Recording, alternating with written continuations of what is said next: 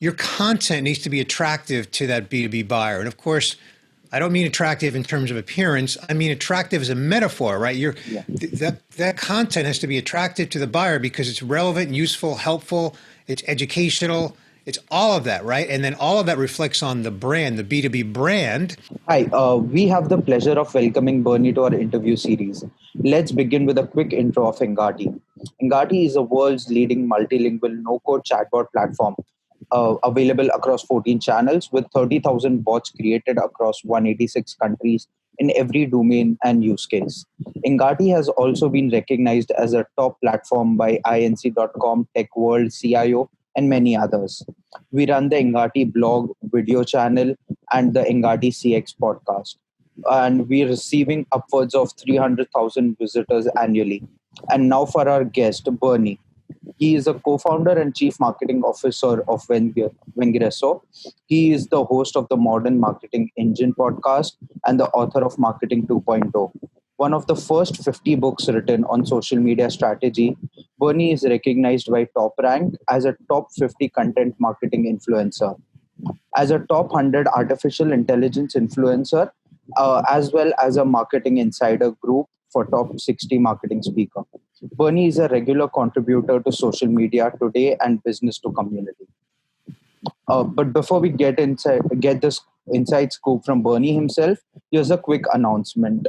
We have something special for all of you, so stick around till the end of the interview. So, Bernie, the first question from my end would be, how is content marketing different from B2B as compared to B2C? Sure, Hatim. Well, thank you for having me here today on this event with you. So to respond to your question about how is content marketing different in B2B versus B2C, I'll give you a little context first around our company because the company that I'm a co-founder in, Vengreso, we're a B2B company, and specifically we deliver digital sales training for B2B sales teams. So we essentially help salespeople around the world that work in B2B modernize their approach using digital strategies, digital techniques, digital mindset to find and engage and then connect with their prospect and then turn those digital touch points into real sales conversations. So in the context, we're doing content marketing, right? So how is content marketing different for B2B than it is for B2C? Well, for one thing, in B2B, you really have to nurture your customer along. And since we're living we're recording this in June 2020, so we're living in the age of COVID where everybody around the world is really working remotely. So content really needs to be a valuable resource from the B2B marketer and the B2B seller to that B2B prospective customer. And in B2C, it's a lot more around providing some entertainment value, some maybe some humor. Not that you can't humor in B2B, you can, but it's a little bit more in the moment. It's a little bit more here's our great offer. Here's what we do. Visit our website now because if you want to buy now, we're here now, right? So it's a little bit more about the in the now. And of course, it depends because B2C is a very broad thing. You could be selling jewelry or you could be selling, vacation homes, which is still B2C, very different. So in B2B, it's really more about educating, delivering value, establishing trust and credibility, and kind of breaking through all the noise that B2B buyer is dealing with and doing it in a way that's relevant and credible so that we use the term attractive, right? Like your content needs to be attractive to that B2B buyer. And of course, I don't mean attractive in terms of appearance. I mean attractive as a metaphor, right? That content has to be attractive to the buyer because it's relevant, useful, helpful, it's educational, it's all of that, right? And then all of that reflects on the brand, the B2B brand. And as I said earlier, it needs to come from both the marketer, which is one to many, and also the seller, which is one to one. So I'll pause there and give you a chance to sort of react and have some conversation around it. Yeah, so I think that definitely makes sense. And just, a view from my end that when you spoke about humor, from B2C and B2B, I think the humor has to be more sophisticated, and it should be a humor which provides value rather than B2C. What I feel is that the humor can be just funny. And without any providing value, do you think would it add to the sales or marketing for that product in B2C? Yeah. So to your point, and I'll give you an example. We're publishing by the time this airs, it'll be available online because we're publishing in a few days a guide called "How to Calculate ROI of Your Sales Tools," and we're using a lot of images that I wouldn't say they're funny, but instead of using images that have business people in them in traditional ways, we're using images that really can get the reader to either smile or even get scared. And what I mean by that is that because the title of it is How to Calculate the ROI of Your Sales Tools, it's really about the pain associated with that. It's a difficult thing to do. And a lot of people in B2B don't know how to do that. So the images are things like cash burning on fire, dollar bills going down the drain, somebody with their head like this because they can't figure it out, right? So those images, whether or not they evoke laughter, that's not the point. The point is that those images are designed to actually get some kind of a reaction, emotional reaction, that are different than just plain images of business people, right? So it's, it may or may not be humor, but it's still humanizing. We're still humanizing the message to the recipient. It's more about emotions in this, where you bring out some kind of emotion, and somewhere I feel that emotion drives the sale more than value. Well, I don't know that it drives the sale, but it drives an emotional connection. And, one thing that there's a saying that I heard quite a while ago. It was originally said by the former CEO of SAP. SAP sells enterprise software. Their deals are oftentimes millions of dollars, right? So they sell to companies of all sizes. Many of them are big companies.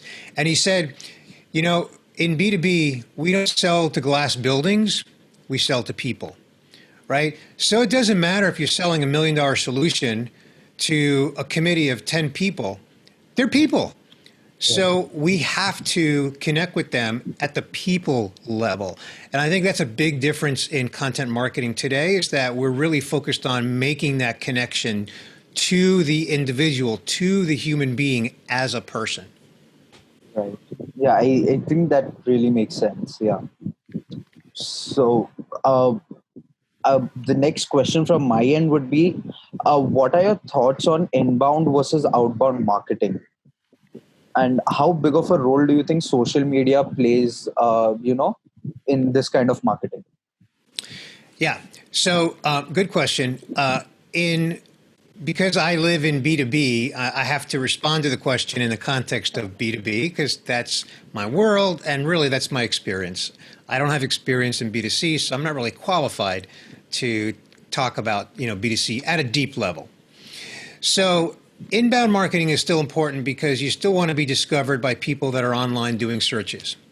So inbound marketing is still very, very important. And of course, it's anchored in good content, relevant content, good search engine optimization so that the website is, SEO friendly.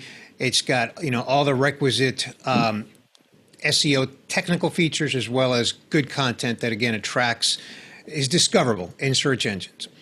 And then once people reach your website and you're delivering relevant content to them that you're offering to them, then you need to make it easy for them to access that content. And then, of course, the inbound marketing continues through continued email nurturing, that's been around for at least a dozen years now, right? What's different now is what we call omni-channel. And an omni-channel, that's multiple channels. So if you download something from our website, certainly you're going to get an email from us, but at some point you may choose to unsubscribe, and now you're no longer getting our emails.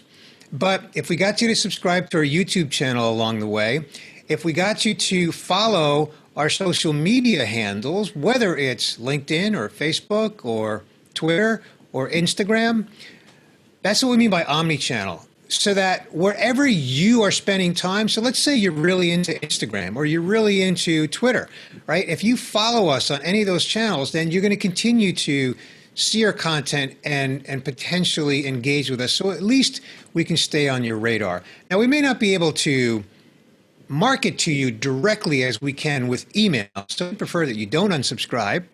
But from an omni-channel standpoint, that's really what is so important now. So, your question was how important is social media marketing? So I'm just going to rephrase the question and say, how important is omni-channel marketing? Because it includes social media, but it's not limited to social media. It even includes text, right? So, and then, and even bots, something you're very familiar with, right? If you visit our website and we engage you with a bot, or, if you visit our website and you're in our database and you've given us permission to message you through SMS, that's another way that we can touch you. So it's all these different channels, which again, we call it the omni-channel approach, so that we can find the one that you're most responsive to as someone that we're trying to engage with, and then engage with you in that manner. So you may not be active on as active as somebody else on LinkedIn or on Twitter or whatever, but wherever you're most active, that we're going to try to engage with you there. So my next question would be, as you mentioned that social media, email is unsubscribed, but there are other social media or omni-channel channels where you can reach out to the people.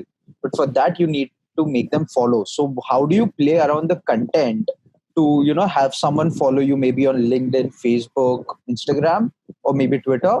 And does your content change according to the channel? So yeah, that's a couple of questions that you asked there. Yeah. So all you can do is make your social media channels as easily accessible as you possibly can across all of your marketing communications, right? So obviously that's your website, it's your email communication, and your YouTube channel. So anywhere that you as a prospective customer that we're engaging with, as long as we're making you aware that these are the channels where we're available, then we're just inviting you. So even in our email communications, so long as you're still with us and you haven't unsubscribed, we're always going to tell you, hey, you can follow us on Twitter, you can connect with us on LinkedIn, you subscribe to our YouTube channel, that sort of thing, so that we're making that available and then giving you those options. And then in terms of the content, we do mix up the content a little bit. I mean, oftentimes we repurpose the same content and we share it across the different social platforms. The messaging is usually a little bit different. Obviously, you can have a little bit longer form messaging on Facebook and LinkedIn than you could on, say, Instagram or Twitter. So it gets changed up a little bit, but we're still sharing the content across all the social media platforms. Yeah, that does make sense. Moving on to the next question, how will sales transform with the COVID crisis? And what role do you think would tech and AI play in this transformation? Yeah. It's a great question. It's a big question. So sales has transformed dramatically since the COVID crisis. So a couple of points on that. One is now both seller and buyer are working from home. And so one thing that the seller needs to recognize is that the buyer that they're calling on is, again, at home, and they may have a different set of circumstances than they normally would have. Maybe they're juggling kids' schedules or pets, or they're working in a home office environment that is less than optimal, or whatever the circumstance may be. So salespeople, when they're doing their outreach, they have to be very sensitive to that. They have to be very aware of that. And they really need to be focused on understanding that buyer's needs, not just the business needs, but kind of their current circumstances, just understanding, where they are as a person, as a human being. In terms of the outreach, how are salespeople effectively doing outreach during COVID? Well, first of all, they need to understand that the point that I just made about the buyer and the sort of the situation that the buyer's in. So one of the ways that we actually teach salespeople to do outreach in general, but it's especially heightened now in the COVID environment, is to use video messaging. And I don't mean video messaging like this, because this is what's called synchronous, right? We are synchronized on a video call and we both agreed to be here, right? Asynchronous video messaging is if I record a video and I send it to you, that's an asynchronous message. Now, we teach salespeople to do that because it's a way to actually personalize that message and then deliver it to their prospective buyer in a way that has a greater potential to actually break through conventional email, conventional phone calls, that sort of thing.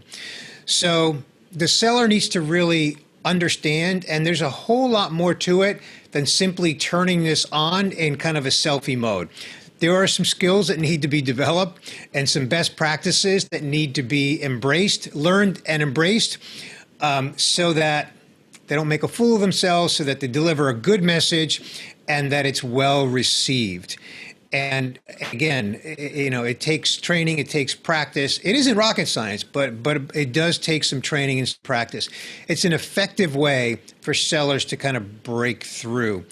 So sellers also need to be aware of what companies they maybe shouldn't be calling on. So for example, depending on, what they sell, there are some industries that have been very hard hit by COVID. So they need to be thinking about, and this should come from sales leadership, they need to be thinking about who they're calling on. And in some cases, like hospitality, for example, yeah, there's a little bit of rebounding going on with hospitality, but it's been a hard hit industry, right? Same thing with, restaurants, which is kind of part of hospitality in some ways. If you're calling on restaurant chains. So the industries that have been very hard hit, sellers need to really think twice. Do they keep calling on them, or do they have a different solution that they're calling on, or what's their strategy there? So they've got to look at everything from who they're calling on, who they're trying to sell to how they're selling to them. And the third thing that I'll say, third thing is they need to be thinking about current customers. And that is, really taking care of current customers and making sure current customers are happy and successful, and then looking for potential to upsell to those current customers as long as it's based on value, not from a seller's selfish standpoint, like, hey, you're a customer, I'm a seller, I want you to buy more because, I need to make a quota. No, I want to make sure that you're meeting all your needs. And I'm educating you on many ways that we can deliver value, maybe beyond what you've originally bought from us, so that you're aware of that. And then when the timing is right, then you can procure that because you're aware of it, and I'm here to help you solve those problems, maybe beyond just the initial thing that you bought from us, but maybe it's much more bigger than that we can help you with. So just working with existing customers is the third point that I would make that's really important in B2B selling in the COVID environment. So just a quick follow-up question on the second point that you made, that let's say before this COVID crisis, you had a really potential buyer, right? And now they've been hit hard. How do you keep in touch with them? How do you make sure that you are not losing touch, so that once the industry resumes, you are having that same kind of connection, and not send out a message that, hey, I just buy my product, something of that sort? How do you maintain that balance? Yeah. So if I understand your question correctly, how do you stay in touch with people that you've been talking to before COVID, and they were showing interest, they were showing intent maybe, and they look like a really good prospect? Maybe you had them forecasted to close, and then COVID happened, and it all kind of came to a screeching halt. First and foremost, stay in touch with them at the human level. It comes back to what I said before. Just stay in touch with them about life, about their health, about their well-being, so that they see that you're being human and that you are showing genuine care. And there's nothing that you can do to change their timing, especially when timing was impacted by COVID. There's nothing you can do about that. No sales leader in the world can change that. No salesperson in the world can change that. So staying in touch with them and sharing relevant information about the industry, about what their need was before, because chances are that need maybe didn't change. Maybe it did. It might have changed Yeah. because of COVID, right? Yeah. But let's say it didn't change. It just got stalled because of budget freezes, right? That's a very common scenario. Continue to educate them with relevant content and just show that you're giving and giving and giving and giving, and you're not really asking for anything. And then every once in a while, send them a little video. And that video can be about nothing. It can be about your cat or whatever, like something that is not even about business, just something that just shows that you're staying in touch with them. And when that person and that company is ready, you have a really, really good chance of being top of mind for them, because during that time, you stayed in contact with them. Does that take time and effort? Yeah, of course it does. And during that time, you may not be closing a lot of business, and that can be very challenging. And it is a challenging time. There's no question about it. But I can also assure you that if you take the opposite approach and just continue to just follow up with sales messages, and you're completely tone deaf to the fact that, they're in a difficult situation right now, not just the company, but that individual as well may be in a challenging time, right? Then you're not helping your sales efforts at all when they are ready. Because you know what? If they are looking at other companies and the other companies are taking that approach, you're out. You're done. Okay? So that's my response to that question, Tim. Okay. So the next question would be, how do you see conversational agents or AI and automation acting as an aid to an organization salespeople? So yeah, that's a big question, and I have a little bit of background in AI, but I wouldn't consider myself an expert by any means in it. You guys are in that business, so. But here's my thoughts on that. We're seeing AI and conversational agents just really, really grow in adoption. And I do see the potential for conversational AI to be an aid for salespeople if the sales leadership enables it at sales rep level. And from one company to the next, sometimes that happens and sometimes that doesn't.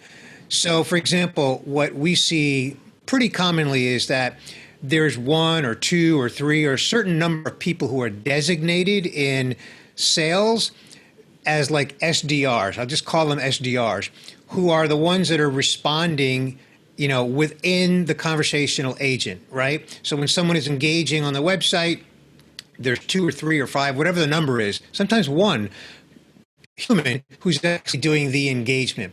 And what they're really looking for is to see if that engagement results in a potentially qualified conversation that then gets set up where that person, that SDR, through the bot says, hey, you sound like a great fit. Can I set you up with a conversation with one of my colleagues? That kind of thing, right?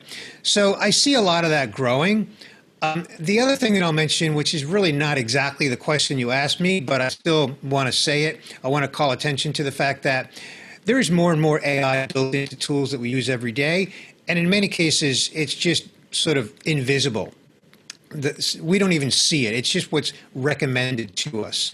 So whether it's sales intelligence tools or CRMs or whatever the tool may be, there's more and more AI, more intelligence built into it, so that it's just it's feeding us content and information. Content is a good example. Sales enablement tools are getting smarter and smarter every day, so that they're recommending content to salespeople based on many different factors, from the industry to the stage of the buyer's cycle to many factors, so that the salesperson has less decision making to do and more acceptance of recommendations that the tools made to them. I know it's a little bit off topic, but it's still part of the grand scheme of things in terms of how AI is being deployed at the B2B seller level. Yeah, so I think those are really good insights. Any other thoughts that you'd like to communicate to the audience out? You mean about the current state of B2B selling and all that? I mean, the last one is, and look, I don't mean to sound like I'm plugging what we do at Vengresso, So again, it's not my intent, but here's something that we've recognized. When COVID first happened, a lot of companies just put the freeze on everything they were doing. And in our case, since we deliver sales training programs that were contracted and planned were put on hold. And then roughly 30, 45 days later, a lot of them just woke up and just said, we need to do this. Our team is virtual. So the fact that sales teams are now virtual, many of them don't know how to sell virtually. They weren't used to that before. So sales leaders have really come to realize that their sales team needs to know how to be a virtual sales team. Sales leaders need to learn how to become virtual sales leaders. So there's a learning curve there. So whether they're working with a company like Vengresso or however they're approaching it, there is that learning curve that sales leaders and sales people need to overcome in order to become expert and proficient at virtual selling and meeting the needs of their buyer. And I'll leave you with these words. One of our students, who's a salesperson, obviously for a company, said, hey, I was excited to go through the program. And he went through a program and he said, because I realized that the buyer that I'm selling to is a modern buyer and I needed to be a modern seller. So the sales industry right now, everybody needs to be a modern seller because the buyer is a modern buyer. Right. So thank you so much, Bernie, for giving us your time. Your insights were really valuable. And I know our audience is really going to enjoy this interview. So if you've stuck around for this long, we are excited to announce that our ebook, The Evolution of Customer Experience, is out and available to download. Check the link in the description below for more details. We will be back with a new episode with a brand new expert soon. So stay tuned and we'll see you around for the next one.